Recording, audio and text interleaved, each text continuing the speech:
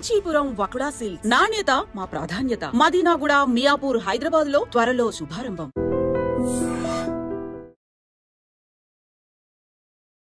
Hi hello నమస్తే, welcome back to iron media. ఈరోజు మనతో ఉన్నారు మన ఫేవరెట్ ఫైనాన్షియల్ అడ్వైజర్ అయిన రమేష్ పసుపులేటి గారు. ముఖ్యంగా ఈరోజు ఎపిసోడ్లో క్రిప్టో కరెన్సీ, అందులో కూడా ఎలాంటి కరెన్సీస్, ఎలాంటి కాయిన్స్ ఇప్పుడు బూస్ట్ అవ్వబోతున్నాయి, అలాగే రీసెంట్ అప్డేట్ పై కాయిన్ అనేది ఒకటి ఐపీఓకి రానుందని కొంచెం ఇన్ఫర్మేషన్ వచ్చింది. ఇలాంటి విషయాలన్నింటిపై అప్డేట్ తీసుకుందాం.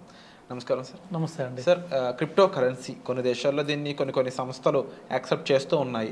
టెస్లా లాంటి సంస్థ అయి ఉండొచ్చు, అండ్ ఈవెన్ ఇవి ఇండియాలోకి రాబోతున్నాయి. ముఖ్య ఇండియాలో చూసుకున్న అప్డేట్స్ అయితే జియో కాయిన్ రాబోతుందని ఒక అప్డేట్, పై కాయిన్ ఐపీఓకి రాబోతుందని మరొక అప్డేట్, కొన్ని కాయిన్స్ని గవర్నమెంట్ అలౌ చేయబోతుందని మరొక అప్డేట్ వస్తుంది. అసలు ఈ క్రిప్టో కరెన్సీ ఇండస్ట్రీలో ఏం జరగబోతుందంట? డెఫినెట్గా అంటే మేబీ యూఎస్లో కొన్ని కాయిన్స్ రావచ్చు అంటున్నారు. మేబీ మనకు తెలిసినట్టుగానే బిట్ కాయిన్ రావచ్చు అంటున్నారు అఫీషియల్గా. ఎందుకంటే బిట్ కాయిన్ కొంచెం గవర్నమెంట్ హోల్డింగ్, అంటే ట్రంప్ దగ్గర కొన్ని ఉన్నాయి అంటున్నారు, అలాగే ఎలాన్ మస్క్ దగ్గర కొన్ని ఉన్నాయి అంటున్నారు. కాబట్టి మేబీ పెద్ద పెద్ద కాయిన్స్కి అఫీషియల్గా రావచ్చు. కానీ సో ఇంకో చిన్న చిన్న కాయిన్స్ ఉన్నాయి, అంటే వీటిని మేమ్ కాయిన్స్ అని, గేమింగ్ కాయిన్స్ అని ఇలాంటివి ఉన్నాయి. సో వీటికి కొద్దిగా టైం పెట్టే అవకాశం ఉంది. నార్మల్గా ఏం జరుగుతుందంటే ఈ గేమింగ్ కాయిన్ ఓన్లీ గేమింగ్ సైట్స్లోనే యాక్సెప్ట్ చేస్తారు. సో నార్మల్ ట్రాన్సాక్షన్ కుదరవు. సో అలాగే మేమ్ కాయిన్స్ ఉంటాయి, జోక్స్, ఏమైనా జోక్స్ సంబంధించినవి మనం బై చేయాలన్నా కానీ సో వాటి కోసం వాడతారు. ఈ బిట్ కాయిన్ ఇవి ట్రాన్సాక్షన్కి వాడతారు. బిట్ కాయిన్ కానీ లేకపోతే ఎథీరియం కానీ, సో ఇవన్నీ బ్యాంకింగ్ కూడా వాడతారు. సో అంటే డైరెక్ట్గా బ్యాంకింగ్ లాగే ట్రాన్స్ఫర్ చేసుకోవచ్చు. అసలు ఈ బిట్ కాయిన్ ఎందుకు వచ్చిందంటే నార్మల్గా అప్పుడు స్టార్టింగ్ అప్పుడు 1996 ఆ టైంలో మనం ఏదైతే మనీ ట్రాన్స్ఫర్ చేసుకోవాలంటే సో అప్పుడు హ్యూజ్ బ్యాంకింగ్ ఛార్జెస్ ఉండేవి. ఒక ట్రాన్సాక్షన్ చేయాలంటే కంపల్సరీగా మధ్యలో ఎక్స్చేంజ్ ఉండాలి. ఎక్స్చేంజ్ లేకుండా ట్రాన్స్ఫర్ చేయలేం. ఎక్స్చేంజ్ సపోజ్ ఇప్పుడు ఎక్స్చేంజ్లు ఏమున్నాయంటే మనకి బ్యాంకింగ్ ఉంది, లేకపోతే యూపీఐ సిస్టమ్ ఉంది, సో ఇలాంటివి ఉంటాయి. వీటికి ఛార్జెస్ ఉంటాయి. ఇంకొకటి ఏంటంటే మనం ఏం ట్రాన్సాక్షన్ చేస్తున్నామో బ్యాంకుకి తెలుసు, అలాగే యూపీఐ వాళ్ళకి తెలుస్తుంది. సో అప్పుడు వాళ్ళు ఏమనుకున్నారంటే ఒక ట్రాన్సాక్షన్ చేసేటప్పుడు ఛార్జెస్ ఏం పడకూడదు, అలాగే ఆ ట్రాన్సాక్షన్ సీక్రెట్గా ఉండాలి. సో ఎవరికి కనిపించకూడదని చెప్పేసి దాన్నే సిస్టమ్ తీసుకొచ్చారు, block chain system. So block chains అంటే సో వాళ్ళు చేసే ట్రాన్సాక్షన్ సీక్రెట్గా ఉండాలి. సీక్రెట్గా ఉండాలంటే ఏం చేశారంటే సో వీళ్ళు డబ్బులు పంపించారు, అవతల వాళ్ళకి చేరాలి. ఇక్కడంటే బ్యాంక్స్ చూసుకుంటాయి, లేదంటే యూపీఐ చూసుకుంటుంది. కానీ అక్కడ సీక్రెట్గా వెళ్ళాలంటే అది వేరే వాళ్ళకి చేరాలంటే కొన్ని బ్లాక్స్ క్రియేట్ చేశారు. వీటిని మెమోరీస్ అనేసి, అంటే ఒక్కొక్క ప్రాబ్లమ్స్ క్రియేట్ చేశారు. కొన్ని ప్రాబ్లమ్స్ సొల్యూషన్ చేసినప్పుడు ఒక బ్లాక్ క్రియేట్ అవుతుంది. సో ఒక లింక్ ఉండాలి మధ్యలో మనీ టు మనీ ట్రాన్స్ఫర్ చేయడానికి. సో ఒక బ్లాక్ క్రియేట్ అయినప్పుడు మళ్ళీ దానికి ఇంకో లింక్ చేయాలి, ఇంకొక బ్లాక్ క్రియేట్ చేయాలి, దానికి ఒక ప్రాబ్లం క్రియేట్ చేశారు. అది చాలా డిఫికల్ట్ ప్రాబ్లం ఉంటుంది. అది కూడా ఏంటంటే ఎక్కువ మంది మైనింగ్ చేసేవాళ్ళు ఉంటే ఎక్కువ డిఫికల్ట్గా పెడతారు ప్రాబ్లం. అదే తక్కువ మంది మైనింగ్ చేసేవాళ్ళు ఉంటే చాలా సింపుల్గా ఉంటుంది. ఇలాగా ఎవరైతే క్లియర్ చేస్తారో ఆ ప్రాబ్లం ఏదైతే ఇచ్చారో ఆ ప్రాబ్లం క్లియర్ చేసిన వాళ్ళకి కొన్ని కాయిన్స్ ఇస్తారు, బిట్ కాయిన్స్ ఇస్తారు. దానికోసమని ఇంతకుముందు ఒక్కొక్కళ్ళకి 30 కాయిన్స్, ఫస్ట్లో 50 కాయిన్స్, 70 కాయిన్స్, తర్వాత తగ్గించుకుని 30, తర్వాత 15, ఇప్పుడు 7.5, ఇప్పుడు ఇంకా తగ్గి 3.75 కాయిన్స్ ఇస్తున్నారు. అంటే ఇప్పుడు ఒక బిట్ కాయిన్కి ఒక బ్లాక్ క్రియేట్ చేస్తే, బ్లాక్ చేంజ్ చేసేవాళ్ళు ఉన్నారు, చాలామంది మైనింగ్లో ఉన్నారు. సో వాళ్ళు ఏంటంటే పెద్ద పెద్ద ఇన్స్ట్రుమెంట్స్ క్రియేట్ చేసుకొని సో వాటి ద్వారా ఏం చేస్తున్నారంటే మైనింగ్ చేస్తున్నారు. వాళ్ళకి అదే ఆదాయం, అంటే వాళ్ళకి అదే బిజినెస్. సో అది పెద్ద పెద్ద సంస్థలు, పెద్ద పెద్ద కంపెనీలు పెట్టుకొని మైనింగ్ చేస్తున్నారు. అలాంటి కంపెనీలు యూఎస్లో ఉన్నాయి. సో మన ఇండియాలో కూడా కొన్ని ఉండొచ్చు తెలియకుండా, మేబీ యూఎస్లో అయితే పెద్ద పెద్ద కంపెనీలు ఉన్నాయి. వీళ్ళ ఈ ప్రాబ్లం క్లియర్ చేస్తే వీళ్ళకి కొన్ని బిట్ కాయిన్స్ వస్తాయి. అలాగా సో బిట్ కాయిన్ బాగా పాపులర్ అయింది. సో ఆల్రెడీ మనీ ట్రాన్స్ఫర్స్ అయినాయి. ఒకనొక టైంలో ఏంటంటే యూఎస్ బ్లాక్ మార్కెట్ ఏదైతే ఉందో, అంటే మాఫియాకి వీళ్ళకి యూజ్ చేశారని, ఎందుకంటే ట్రాన్సాక్షన్ తెలియదు కాబట్టి సో వీటికి యూజ్ చేశారని చెప్పేసి టాక్స్ వచ్చినాయి. సో ఇవి బిట్ కాయిన్ బాగా జరగడం చూసి నెక్స్ట్ ఎథీరియం కాయిన్ వచ్చింది. దాని తర్వాత దానికి సంబంధించిన ఇప్పుడు 4000 కాయిన్స్ మార్కెట్లోకి వచ్చేసినాయి. సో ఇవి కాకుండా మళ్ళీ జోక్స్ కాయిన్స్, మేమ్ కాయిన్స్ అని, గేమింగ్ ఆడుకోవడం గేమింగ్ కాయిన్స్ అని ఇలాంటివన్నీ ప్రవేశపెట్టి వాటికి కూడా చిన్న చిన్న బ్లాక్స్ క్రియేట్ చేశారు. సరే ఇదంతా బాగానే ఉంది. సో దీని తర్వాత ఏం చేశారంటే స్టాన్ఫోర్డ్ స్టూడెంట్స్ ఉన్నారు. స్టాన్ఫోర్డ్ అంటే వరల్డ్లోనే top education academy, US Stanford academy.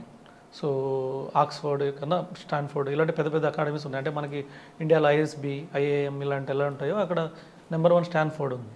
Stanford students ఎవరైతే ఉన్నారో పిహెచ్డి స్టూడెంట్స్ వాళ్ళు కూడా డాక్టరేట్ స్టూడెంట్స్ ఎవరైతే ఉన్నారో వాళ్ళు ఒకటి కనిపెట్టారు. దాని పేరు పైకాయిన్. పైకాయిన్ ఏంటంటే వరల్డ్ లార్జెస్ట్ నెట్వర్క్ ఇది. ఓకే. వాళ్ళు ఏం చేశారంటే ఒక యూనిక్యూ, అంటే అందరూ ఎవరైతే ఒకే ఆలోచనలో ఉంటారో సో వాళ్ళందరూ కేవైసీలు తీసుకొని ఒక కాయిన్ ప్రవేశపెట్టారు. దీన్ని యూనిక్యూ కాయిన్ అన్నారు. ఇది యూనిక్యూ సిస్టమ్ ద్వారా పనిచేసింది. దీని పేరు వచ్చేసి పైకాయిన్. సో దీనివల్ల ఏమవుతారంటే మైనింగ్ చేస్తుంది ఎవరంటే ఒకే మైండెడ్ కలిగిన వాళ్ళు మైనింగ్ చేస్తున్నారు.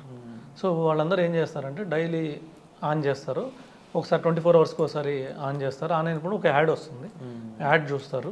సో యాడ్ చూసినప్పుడు కొద్దిగా ఇన్కమ్ క్రియేట్ అవుతుంది. సో అట్లాగా ఇప్పుడు ఏంటంటే వాళ్ళు పెద్ద నెట్వర్క్ అయిపోయారు. 40 మిలియన్ కేవైసీలు అయినాయి. వాళ్ళు ఏమనుకున్నారంటే స్టార్టింగ్లో ఏదైతే బిట్ కాయిన్ వచ్చినప్పుడు 21 మిలియన్ కన్నా ఎక్కువ చేయకూడదు అని అనుకున్నారు. కానీ తర్వాత ఏం చేశారు, మన పైకాయిన్ వచ్చినప్పుడు కూడా 10 మిలియన్ కేవైసీలు వస్తే చాలు లాంచ్ చేద్దాం అనుకున్నారు. అవును. సో తర్వాత డిమాండ్ పెరిగింది. 10 మిలియనే కదా డిమాండ్ పెరిగి ఆల్మోస్ట్ $50 పోయింది ఒక పైకాయిన్. అన్అఫిషియల్ మార్కెట్లో ఏదైతే ఉందో అది $50 పోయింది. తర్వాత ఏమైంది, 40 మిలియన్ అయినాయి. వాళ్ళకు లాంచ్ చేసే టైంకి 40 మిలియన్ కేవైసీలు అయిపోయినాయి. ఇప్పుడు ఒకరొకరు రెఫర్ చేసి 40 మిలియన్ అంటే మ్యాక్సిమం పీపుల్ ఎక్కడ ఉంటారని మన ఇండియాలోనే ఉంటారు. ఎక్కడేం జరిగినా కూడా మెజారిటీ ఇప్పుడు వరల్డ్ వైడ్లో ఎక్కువ వాడుతున్నారంటే ఇండియాలోనే 65% వాడుతున్నారు. అలాగే ఇలాంటి టెక్నాలజీ వచ్చినప్పుడు ఎక్కువ ఎవరు వాడతారంటే మన ఇండియాలోనే వాడుతున్నారు. ఒకరికొకరు తెలియదు అంతే. సో ఇలాంటి పైకాయిన్ మనకు తెలియకుండానే, సో అది కూడా ఇంకోటి ఏంటంటే సౌత్ ఏషియా అంటే దుబాయ్ ఇలాంటి కంట్రీస్లో కూడా బాగా పాపులర్ అయింది. సో అరబ్ కంట్రీస్ కొద్దిగా, సో వాటిలో కూడా బాగా పాపులర్ అయింది. తర్వాత యూఎస్లో కూడా బాగా పాపులర్ ఉంది. ఎందుకంటే వీళ్ళు స్టార్ట్ చేసిన వాళ్ళు బాగా తెలివైన వాళ్ళు, స్టాన్ఫోర్డ్ యూనివర్సిటీ వాళ్ళు అంటే. సో అందుకని ఇది రీసెంట్గా లాంచ్ కూడా చేశారు. మన ఫిబ్రవరి 20వ తారీఖు లాంచ్ అయిపోయింది. సో ఒక కాయిన్ వచ్చేసి ఇప్పుడు $2 దగ్గర వస్తుంది. ఇది లాంచ్ అవ్వడం $2 దగ్గర లాంచ్ అయింది. $3.5 దాకా వెళ్ళి ఒక కాయిన్కి మళ్ళీ అది $0.75కి వెళ్ళింది, తగ్గిపోయింది. మళ్ళీ ఇప్పుడు $2కి వచ్చింది. కానీ ఏదేమైనా కానీ వాళ్ళ దగ్గర ఒక డాటా ఉంది. ఓకే. వాళ్ళ దగ్గర ఉన్న డాటా ఏంటంటే 40 మిలియన్ కేవైసీలు. ఇప్పుడు మన ఇండియాలోనే 40 మిలియన్లో 1 మిలియన్ మన ఇండియాలో ఉంటారు. అవును, డెఫినెట్గా 1 మిలియన్గా 10 మిలియన్స్ కూడా ఉంటారు మన ఇండియా. సో 10 మిలియన్ కేవైసీలు అంటే 10 మిలియన్స్ ఆధార్ కార్డులు వాళ్ళ దగ్గర ఉంటాయి. ఇది ఎవరికైనా అమ్ముకోవచ్చు వాళ్ళు. 1 crore. 1 crore. ఈ నెట్వర్క్ని వాళ్ళు ఎవరికైనా అమ్ముకోవచ్చు. సో ఈ విధంగా ఇది పెద్ద మార్కెట్ వాళ్ళకి. అందుకనే పైకాయిన్ బాగా పాపులర్ అయింది. ఇంకా ఫ్రీ మైనింగ్ ఉంది. March 31 వరకు ఫ్రీ మైనింగ్, ఎవరైనా రెఫర్ చేస్తే ఒక కాయిన్ ఫ్రీగా ఇస్తున్నారు. తర్వాత నుంచి ఓన్లీ కొనుక్కోవడమే. ఓకే. అది పైకాయిన్ గురించి. అంటే మార్చి తర్వాత అవి అమ్ముకోవచ్చు కూడా. మార్చి తర్వాత అమ్ముకోవచ్చు, ఇప్పుడు అమ్ముకోవచ్చు. ఇప్పుడు కూడా కొన్ని ఎక్స్చేంజ్లో ఆల్రెడీ లిస్ట్ అయింది, అమ్ముకోవచ్చు. $2 వచ్చింది ఒక్కొక్క కాయిన్. ఓకే. $2 అంటే 160 rupees Indian money. 160 plus. So ఎవరైతే పైకాయిన్ ఆల్రెడీ మైన్ చేస్తున్నారో వాళ్ళు కొంచెం బెనిఫిషరీకి దగ్గరలో ఉన్నారని చెప్పొచ్చు. అండ్ ఇదండి లేటెస్ట్గా మనకి ఓవరాల్గా బిట్ కాయిన్, పైకాయిన్ అండ్ కాయిన్ సంబంధించిన ఇన్ఫర్మేషన్ అనేది. దీనిపై మీకు మరింత అవగాహన ఇన్ఫర్మేషన్ కావాలనుకున్నట్లయితే మీరు డైరెక్ట్గా సార్ని సంప్రదించవచ్చు. అండ్ అలాగే వీటిపై మరింత ఎపిసోడ్స్ కావాలనుకున్నట్లయితే తప్పకుండా మోర్ ఎపిసోడ్స్ అని చెప్పేసి కామెంట్ కూడా చేయండి. దాని పట్ల మాకు తెలుస్తుంది ఇంకా వీటిపై మరిన్ని ఎపిసోడ్స్ చూడడానికి ఎక్కువ మంది ఇంట్రెస్టెడ్గా ఉన్నారని చెప్పేసి. సో వచ్చే ఎపిసోడ్లో మళ్ళీ కలుద్దాం. Thank you so much for the information sir. Thank you.